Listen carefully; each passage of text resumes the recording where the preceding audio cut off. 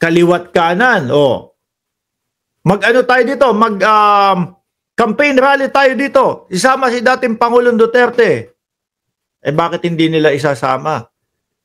Kapag sila-sila lang ho, yung mga pinabili lang ho ng suka, mga bossing, wala.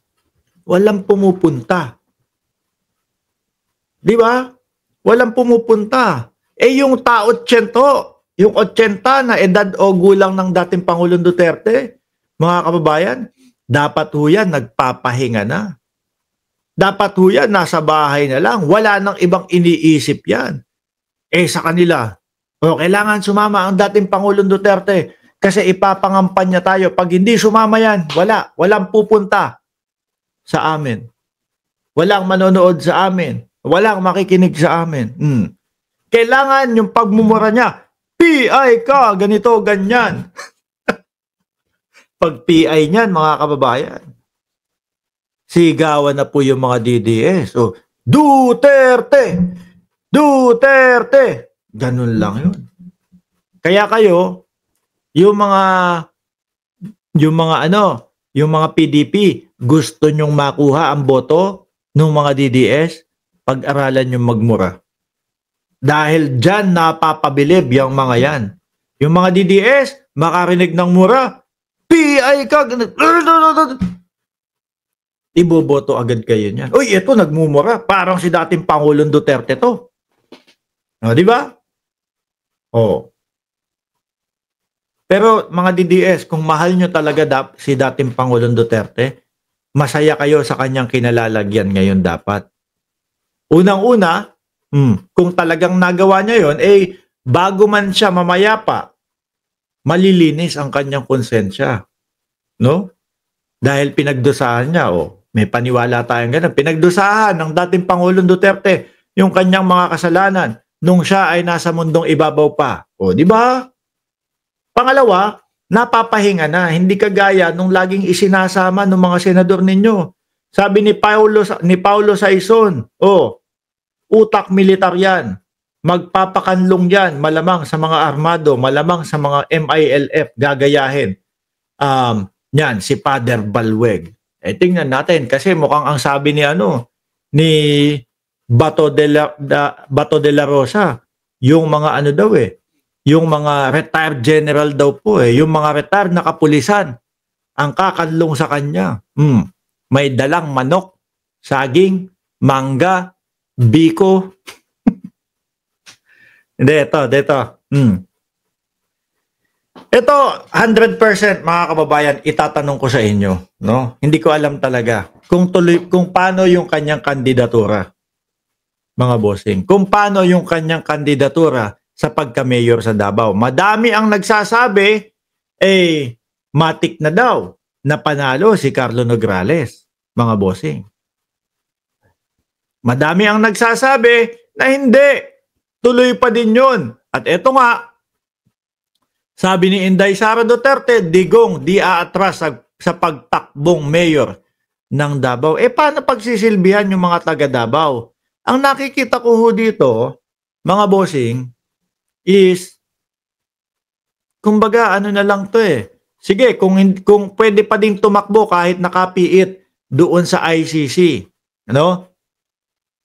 tatry niya pa din na kapag ako nanalo, tapos nakita ng mga taga Davao na hindi ko naman sila nagagampanan, mag-withdraw ako, tapos sino papalit? Kung sakali na manalo si Baste Duterte, si Baste pa din. Yung yung magiging mayor, ganun ba yung style nila dito? Pero dapat, kung talagang para sa mamamayang Pilipino, ang gusto nyong mangyari, at nakita nyo, BP Janelle Van der Herst, BP, kung nakita ninyo, at ikaw, sinabi mo na mismo, hindi na makakauwi ang dating Pangulong Duterte. No? As in, hindi sa hindi makakauwi, pero tatagal siya doon sa ICC. Baka tapos na. No? Baka tapos na yung kanyang termino, nandoon lang yan sa loob. Kung para sa Pilipino talaga ang iniisip ninyo, i-withdraw nyo na yan. No? iwi-withdraw ako, lagi ako nagwi-withdraw eh. Sabi kasi ni Wawa Ergas, hoy, bayaran ka. Nai-withdraw ko na yung bayad sa akin ng YouTube, no? Lagi naman kayong bayaran. Dami-dami nating tinatalakay dito tapos bayaran lang ang sasabihin ninyo. Di ba? Hindi. Sa atin mga kababayan, kung talagang para sa mamamayang Pilipino ang iniisip nila, iwi-withdraw na nila yung kandidatura ni Pangulong Duterte. Bakit ho? Paano yan mapaglilingkuran ang mga taga Davao? Di ba? Nakakulong naman. Nandoon naman sa loob. No? Siguro iniisip nila, para sa atin pa din ang kapangyarihan dito sa Davao. Wala na nga natira. Dati, Pilipinas. Pilipinas. Ngayon, mawawala pa pati Davao. So, iniisip po siguro nila, sige, tuloy lang. No? Pagka nanalo, si Baste ang mayor. Ganon. Kaso yung Baste Duterte, mga kababayan, tingnan nyo nga nung nakaupo siya. Ilan yung mga nahuli na positibo doon sa munisipyo nila? 38, kung di ako nagkakamali. Pulis, positibo din sa pagbatak. Di ba? Paulit-ulit nilang sinasabi, yung flood control, ganito, ganyan, serious ho yan no? Tuloy-tuloy ho yung paninira nila kay Pangulong Bongbong Marcos. Yung flood control, ganito, ganyan. Yung pala 3 dekada na silang nakaupo bilang mayor doon sa Davao. Ganun pa din, baha din pala sa Davao. Wala. Ibig sabihin mga kababayan, walang naging kaayusan. No? Walang naging kaayusan. Kaya yung mamamayang Pilipino, yung mga taga Davao, sandali lang. 3 dekada na silang nakaupo, binabaha pa din. No? Sinasabi etong Davao na ito is safest city in Southeast Asia. Pag sinabi hong Southeast Asia, mga kababayan, kasama po dyan ang Singapore. No? Kasama po dyan, kung di ako nagkakamali, Malaysia. Di ho ba? Sa Singapore ho, 6 na taon akong tumira dun Napakalinis po nung lugar na yun. Bukod sa malinis, safe talaga. Doon literal na talagang makakapaglakad ka nang walang umaano sa iyo. Walang gumugulo sa iyo.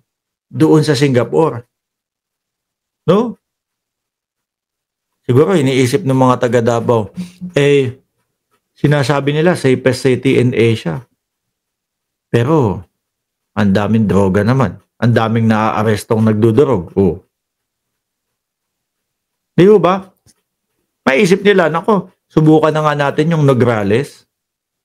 Baka sakali, dun natin makamtan yung tunay na peace, no? Yung tunay na kapayapaan ng Davao. Ang tagal na ho nila dyan. Duterte pa rin kami. Mabuhay ka, President Duterte. Sabi, bago presidente ninyo, si Duterte ang presidente ninyo hanggang ngayon. Hanggang ngayon, wala na. Ano yan, presidente na ng ICC?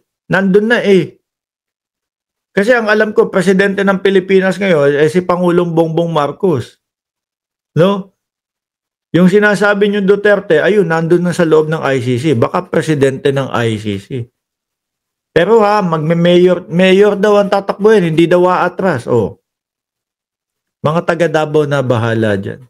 Ang nakikita ko talaga dito, diskarte nila, tuloy lang, pag nanalo, withdraw, tapos Baste, papalit yung vice mayor. Kung sakali lang. May nag-hallucinate, president daw, sabi ni CCNCM.